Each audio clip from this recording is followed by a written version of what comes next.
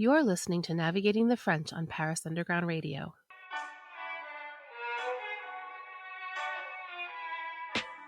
Hello, and welcome to Navigating the French, the podcast where each episode we look at a French word and try and see what it tells us about French culture. I'm your host, Emily Monaco. Today I'm chatting with Janet Skeslien Charles, author of the award-winning novel The Paris Library, which tells the tale of the intrepid, heroic librarians who cultivated a sense of community through books, even during Nazi occupation of Paris. She's here to talk about a false friend that's deeply embedded in French culture. Librairie. Welcome to the podcast, Janet. Janet, can you tell our listeners a little bit about what you do here in France? Hello, thank you for having me, Emily. Well, I am a novelist here in Paris, and so for the last 20 years, I've been writing about challenges that people face. I've been writing about cross-cultural connections, intergenerational relationships, and just really enjoying it. And you have a phenomenal novel that's out now that has been a bestseller, and it's all about a really special place here in Paris. Can you tell us about that novel?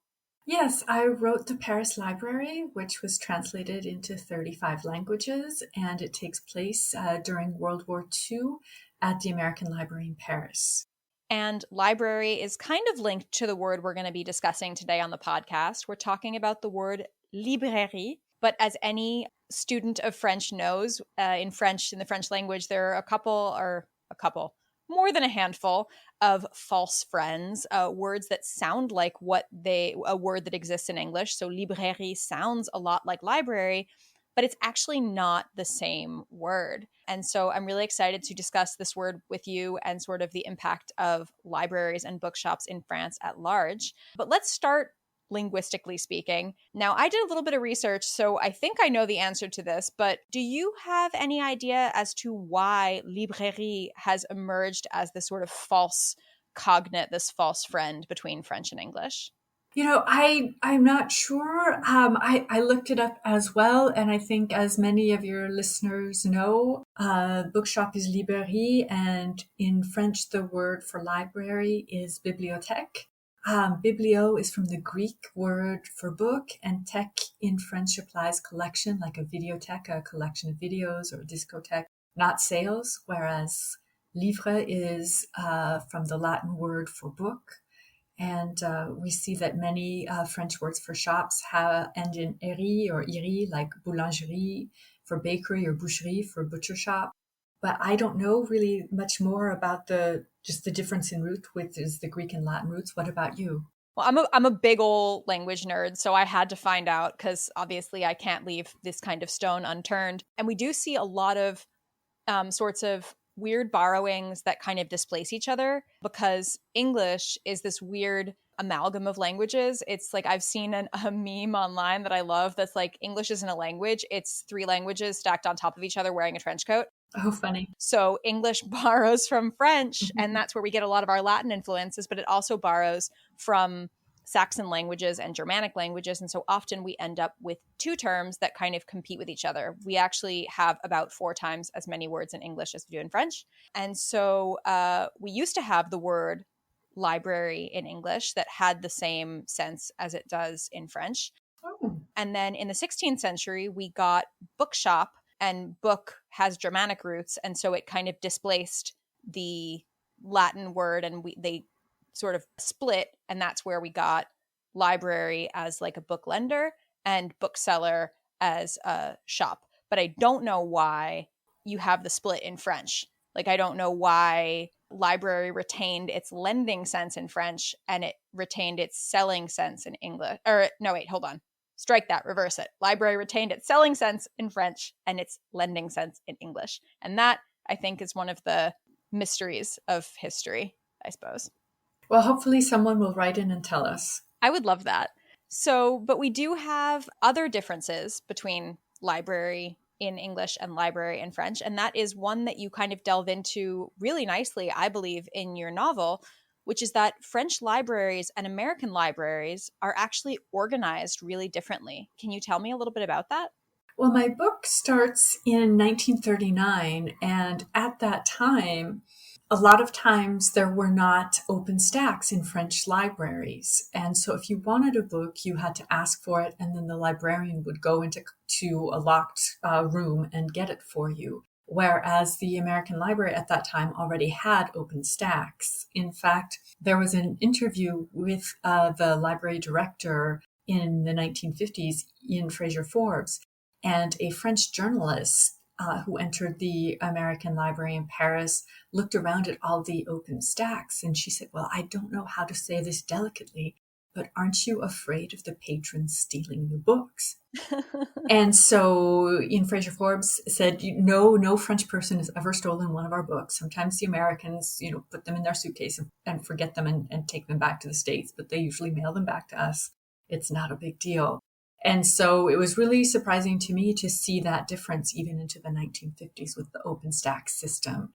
I think now libraries are organized similarly, except for maybe a library like the Bibliothèque Nationale, which is the French National Library and the French National Memory, where they have millions of books and pamphlets and newspapers, so they can't be in the OpenStax system. There are just too many things. But in my experience, a lot of librarians here in France tend to focus on conservation. They want to protect items and sometimes not let anyone really examine them and potentially ruin them. While I was researching my novels and asking permission to see photographs and items from the 1920s, I've been repeatedly told no, that they're fragile and just can't be loaned out. Not just loaned out, but even just sitting in the reading room with a librarian right there, looking at them with me. And then as well, I was using the camera on my phone to take photos of newspaper articles from the 1930s of English and American newspapers. But a librarian came over and demanded that I delete the photos, as she was concerned with copyright and felt that I didn't have the right to make the copies of those newspapers in the 1930s. Wow, that is insane and so different, I think, from the mindset that we have in the United States regarding libraries. I think something that we've seen specifically now during the pandemic is that American libraries are often so much more than repositories for books or lending facilities. They are often places where you can go for community resources, anything from book club meetings to a place where you can take your kids after school to sometimes the only reliable source of internet or printing facilities that people can get to. Do you think that there's this desire to make libraries community resources in France, or is that something that kind of goes by the wayside here? I think in my experience, French libraries remain traditional and really focused on books and readers. And I do think it's incredible how libraries in America have pivoted and how they adapt to the needs of the community. I was on a panel with the director of the Miami-Dade library system, and he mentioned all the ways that librarians were helping people during COVID by helping fill out job applications or unemployment paperwork, just doing all of the bureaucracy that is kind of really challenging for all of us. And so sometimes librarians are social workers in the States. I also love the adulting classes for young adults that teach everything from sewing on a button to balancing a budget. I think in Minneapolis, St. Paul area, there's a toy library. So for toddlers who have those little plastic toys, you can go and check out toys for 2 or 3 weeks and then bring them back. And I also read about a young man needing a tie for a job interview, so he checked one out at his local library. And I love stories like that. I love how libraries have adapted to the needs of people. I love that. So speaking of librarians kind of pivoting to suit the needs of their communities, you did a phenomenal amount of research about the librarians at the American Library in Paris who really became resistance during the occupation of Paris. Can you tell me a little bit about sort of that demographic of librarians? Were the people, how did this sort of come to be, and who were these heroic librarians who catered so much to the community in this difficult time? Well, it was really an international group of book lovers. And we start with the directress of the library, Dorothy Reeder, who traveled to Europe on her own in 1929. She was in Spain originally to help set up a stand for the Library of Congress at a World Fair. She then traveled to Paris, and she started in the periodical section of the American Library in Paris, and eventually worked her way up to the role of directress in 1936. She just was really phenomenal. One of the great joys of my life has been reading her correspondence, which I received from the American Library Association just outside of Chicago, and just reading her words, reading about her belief in books as bridges has been phenomenal. And when the summer of 1939, the American ambassador told all of the Americans residing in France to go home unless they had really an outstanding reason to stay. And she decided to stay in France. And again, when the Nazis were on their way towards Paris, Americans were warned again by the ambassador to leave. And again, she remained. So I just have such respect for her courage. And she did eventually return to the United States, where she raised awareness and funds for the Red Cross before going on another mission, this time to Bogota, Colombia, where she trained librarians for 2 years. She eventually finished her career where she began it at the Library of Congress in Washington. We also have the Franco-American Claire de Chambrun, the Countess from Ohio. She was a trustee of the library in 1920, along with Edith Wharton, and she was the only trustee during World War II to remain in France. The others returned to the safety of the States. That's probably what I would have done. So again, I have a lot of respect for these women who just had this belief in books and just stayed to see the job through. Claire de Chambrun received her PhD from the Sorbonne, and this was at a time when you didn't really have non-traditional students. She was a lot older, and she was studying Shakespeare. She translated Shakespeare into French. And both of these women had to deal with the Nazi library protector, this man named Dr. Hermann Fuchs, who was in charge of all of the intellectual activity of occupied territory, and who, basically decided whether they would be in prison or not. And it was very difficult. It was a very difficult time for them. There was also a Russian named Boris Nechayev, who was the head librarian of the American Library in Paris. He was shot by the Gestapo. And I was able to interview his daughter, Hélène, for the book. And she told me that he made a full recovery. And despite being shot through the lung, he never stopped smoking his beloved Gitan cigarettes.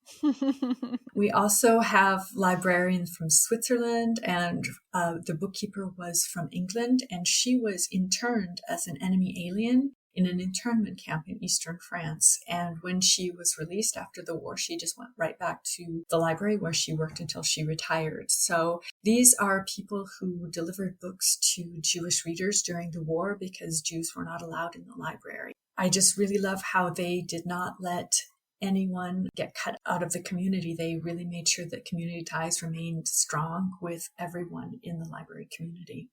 Wow. And for anyone who hasn't read the book, it really does sort of delve into the history of both these real historic people who kept this library alive, as well as the fictional characters that you've created. So I highly recommend that you give it a read. If you're enjoying this episode of Navigating the French, you may also be interested in our sister podcast, Don't Miss This, which will clue you into some of the most interesting events happening in Paris right now. Navigating the French will be right back after a word from our sponsors. And now, back to Navigating the French.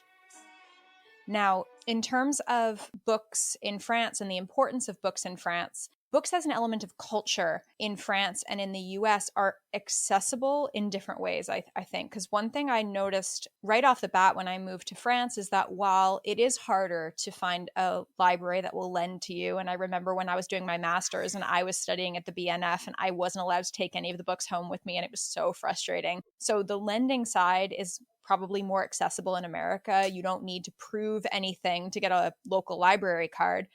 But books are actually a lot more financially accessible in France because we have this whole series of books called the livre de poche, the pocket books. And so you can get a copy of any book from the great classics to the most contemporary fiction for a relatively low price. How do you perceive this discrepancy between access to books in the US and France? Well, I find that they're both accessible in different ways. I share your frustration with the Bibliothèque Nationale, where it's actually 50 euros a year. So I don't know how much that would be in dollars, maybe $70. So I don't think I know that if you go to the British Library in London, I know that you don't have to pay a fee to study or research there. So I find it very shocking that you have to pay to enter France's National Library. I think we don't have livres de poche or pocketbooks in the States, but I mean, we do have mass market editions. And I think one way that books have been a little more accessible in the States is ebooks. In France for several years, because Europe could not decide on how to tax ebooks. They didn't know whether it should be taxed like a book with a value-added tax of 5.5%, or more like a video game, which would have been taxed at 20%. So there, for several years, there was a lot of back and forth. And during that time, ebooks were not super available and they weren't promoted. Whereas now I think they finally caught up to the US use a little bit, but I think that debate on how they should be taxed really stopped publishers a little bit from making them available to the public. Oh, that classic French bureaucracy. Yes. Well, and I thought it was French, but I looked it up because I knew we would be talking about books today. And I was really surprised that it was at a European level. Okay, yeah. So I was really surprised because, I mean, French bureaucracy is so crazy on its own. And then you add that extra level of European bureaucracy. And it just really stops things. But then, they catch up so quickly too. And it also kind of does seem like, whether it may be at the European level, but it does also kind of echo this almost reverence that the French seem to have for like culture and books and literature in general. I mean, even just what you were saying earlier about French librarians kind of perceiving their job as being one of conservation, this idea of, the book as being something that you want to hold at a certain level. And I think we see that in France as well regarding this recent law, I think that's still in progress, that the French government is looking to protect booksellers from Amazon and sort of make sure that French booksellers are able to keep their livelihoods. Have you sort of heard anything about that? What do you think that shows us about the French perception of books and booksellers and libraire, which are kind of falling out of fashion around the world? Well, first of all, I will say that I've dealt almost exclusively with research libraries. So when we're talking about librarians and their desire to conserve, a lot of times I've been, working with older documents. And so I should say that it's certainly not all librarians, but in my experience, I've had a very hard time getting the research done that I needed. And I've been refused so many times. Whereas with documents in the States, equally old, I've never been refused and I've only been met with enthusiasm for the project. But concerning the French government's desire to protect booksellers from online sales and also from supermarket sales like Carrefour, which is similar to Walmart, as you know, French books sold in France cannot be discounted more than 5%, which means they cost the same whether you buy them on Amazon.fr, whether you buy them in those huge supermarket chains or independent bookstores. And I've noticed that even if you look on Amazon.fr compared to Amazon.com, you don't see that many readers leaving reviews, which to me indicates that people here prefer creating community at their local bookshops. So I think the French government here, by trying to limit how Amazon can sell books, is really an echo of what people themselves want. People feel really strongly about independent shops. And you and I both live in Paris, where, I mean, there have historically been neighborhoods with just almost countless bookshops. I mean, I'm thinking specifically of the Saint-Germain area, where you not only have, I think today there might be 4 English language bookshops within like a 15-minute walk of each other, but you also have bookshops. There's one bookshop just across from the Louvre that is devoted entirely to books about the Alps. Like that, you have these hyper specialized bookshops that manage to stay alive here in France, whereas in other countries, like I recently saw that in Belgium, there's a town that kind of modeled itself off of Hay in Wales, which is a a town of bookshops. And in this Belgian town, a lot of them are shuttering specifically because of this threat that in France, as you say, is less of a threat due to this governmental kind of intervention. Well, and I will say that you're right about the English-speaking bookshops in Saint-Germain, but I will also say that several have closed in this sixth.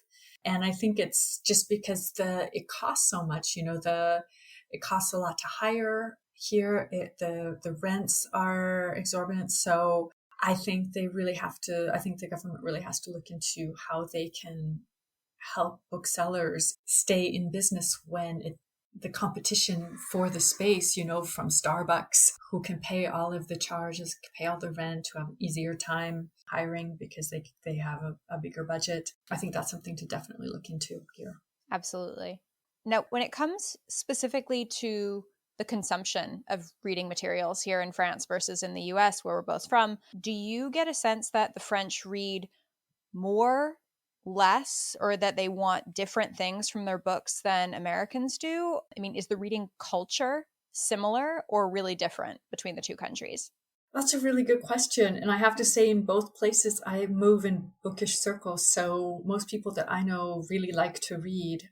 And I'm a recent arrival on Instagram and Bookstagram, but for both countries, I'm just amazed at how creative readers are and how beautifully they talk about books and why they love books. And I'm just in awe of how technology helps readers express themselves about the books that they love. Yeah, I know. I've loved Bookstagram. It's so beautiful. One thing that I've personally noticed, and I don't know, I mean, in your doubly bookish circles, both in France and back in the States, do you get the sense that one group or the other is maybe more likely to join a book club or to read books based on recommendation? Or like, I remember this quote that I absolutely love from this tax professor that I used to teach English to here in France, who told me that no French person would ever admit to not having read Proust. They'll always tell you they're rereading Proust rather than reading Proust. Oh. So like, do you get this sense that like there's like a highbrow kind of perception of reading in France, or is that just, a couple of isolated incidents and really everybody is just reading whatever makes them happy? I hope people are just reading whatever make them happy. When I look on the metro, I see people reading books quite a lot, and I see a wide variety of books. So that always makes me happy. Several people have told me that they love their liseuses. Like the Kindle, like the e-readers? Yeah, the Kindles and the e-readers, yes. So that really makes me happy as well.